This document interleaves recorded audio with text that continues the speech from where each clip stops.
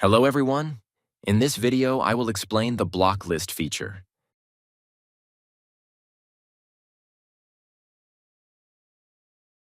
You can add products you don't want to list to the block list and receive a warning during the listing process.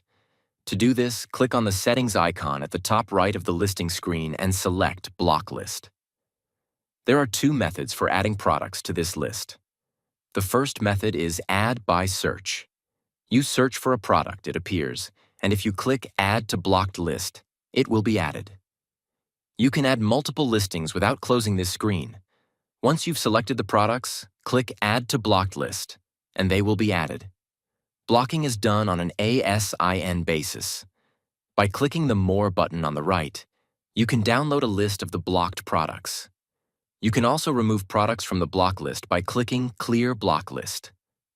The second method is by file upload. There's an important point to keep in mind here. I created a Google Sheet where I will list only the ASINs.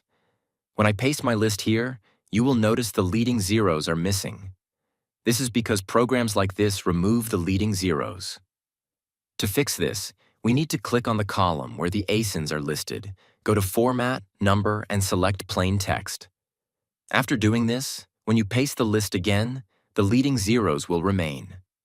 This method works for Google Sheets.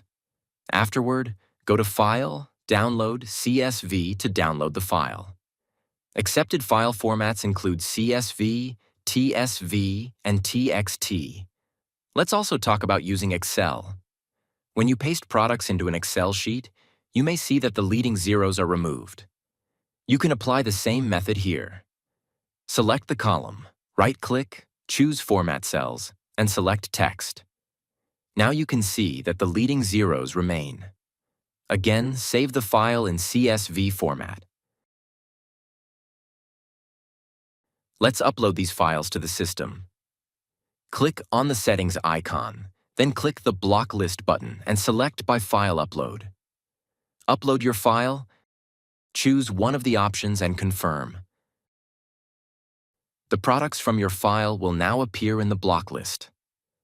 Let me show you what happens when you try to list these products.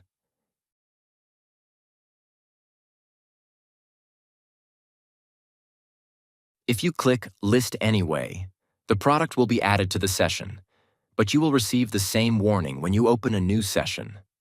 The first version of Blocklist works like this, and we will be releasing a more advanced version in the future. But even in this current form, it will solve many of your problems. Thank you for listening. See you in the next video.